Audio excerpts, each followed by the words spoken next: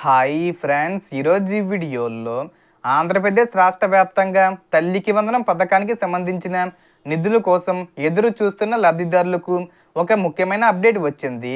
ఈ డబ్బులు ఏ తేదీన ఎప్పుడు విడుదల చేస్తారు ఏంటి, సో దానికి సంబంధించిన పూర్తి ఇన్ఫర్మేషన్ ఈ వీడియోలో తెలుసుకుందాం. అండ్ వీడియో మీద నచ్చితే లైక్ చేసి షేర్ చేసి సబ్స్క్రైబ్ చేసుకోండి ఫ్రెండ్స్. సో ఏమాత్రం లేట్ చేయకుండా వీడియోలోకి వెళ్ళిపోద్దాం. సో ఇప్పటి వరకు జూన్ 19న నిధులు విడుదల అవుతాయని ప్రచారం జరిగినప్పటికీ తాజాగా అందుతున్న సమాచారం ప్రకారం ఆ తేదీలోగా చెల్లింపులు జరిగే అవకాశం తగ్గినట్లు తెలుస్తుంది. దీనిపై ప్రభుత్వం త్వరలో అధికారిక షెడ్యూల్ను ప్రకటించే అవకాశం ఉందని వార్తలు వస్తున్నాయి.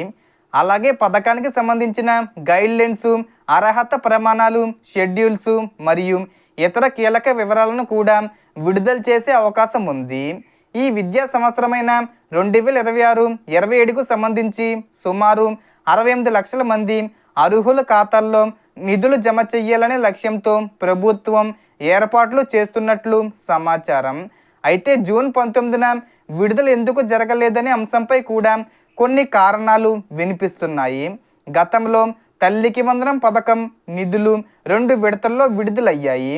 మొదటి విడతలో అప్పటికే చదువుతున్న విద్యార్థులకు, రెండో విడతలో కొత్తగా మొదటి తరగతి మరియు ఇంటర్ ఫస్ట్ ఇయర్లో చేరిన విద్యార్థులకు నిధులు జమ చేశారు.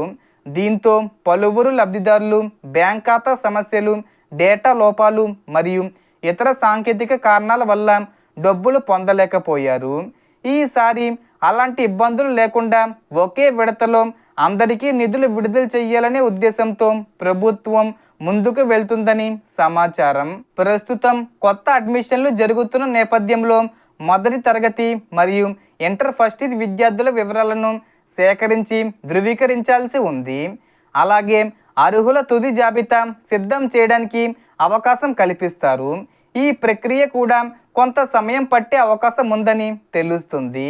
అందువల్ల నిధుల విడుదల, కొత్త విద్యార్థుల డేటా వెరిఫికేషను, అర్హత పరిశీలన మరియు తుది జాబితా ప్రక్రియ పూర్తయ్యాకే చెల్లింపులు ప్రారంభం జూలై నెలకు వెళ్ళే అవకాశం ఎక్కువగా కనిపిస్తున్నాయి.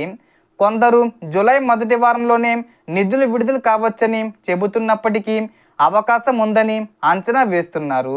మరో ముఖ్యమైన విషయం ఏమిటంటే, గతంలో లక్షలాది మంది లబ్ధిదారులు బ్యాంక్ ఖాతాలకు సంబంధించిన సమస్యల వల్ల డబ్బులు పొందలేకపోయారు.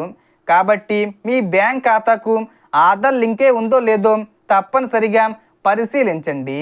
అలాగే ఎన్పిసి మ్యాపింగ్ కూడా యాక్టివ్లో ఉందో లేదో చెక్ చేసుకోవాలి. చాలామంది ఆధార్ లింకు మరియు ఎన్పిసి మ్యాపింగు రెండు ఒకటే అనుకుంటారు, కానీ అవి వేరువేరు ప్రక్రియలు. మీకు దగ్గరలోని బ్యాంకు లేదా సర్వీస్ సెంటర్లో వీటిని ధృవీకరించుకోవచ్చు. అదనంగా మొబైల్ నెంబర్ కూడా బ్యాంక్ ఖాతాకు లింకు చేసుకుంటే డబ్బులు జమైన వెంటనే ఎస్ఎంఎస్ అలర్ట్స్ అందుతాయి. ముఖ్యంగా ఇంటర్ ఫస్ట్ ఇయర్ ఎస్సీ విద్యార్థులు ఇంకా వ్యక్తిగత బ్యాంక్ ఖాతా తెరవకపోతే వెంటనే అవకాశం ఉంటుంది.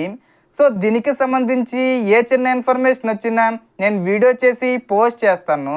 ఆ యొక్క అప్డేట్స్ మీరు మిస్ కాకుండా ఉండాలంటే వెంటనే మన ఛానల్ని సబ్స్క్రైబ్ చేసుకోండి. సో మొత్తం ఇన్ఫర్మేషన్ ఇది ఫ్రెండ్స్. మీకు ఈ వీడియో నచ్చితే లైక్ చేయండి, షేర్ చేయండి అండ్ సబ్స్క్రైబ్ చేసుకోండి. Thanks for watching.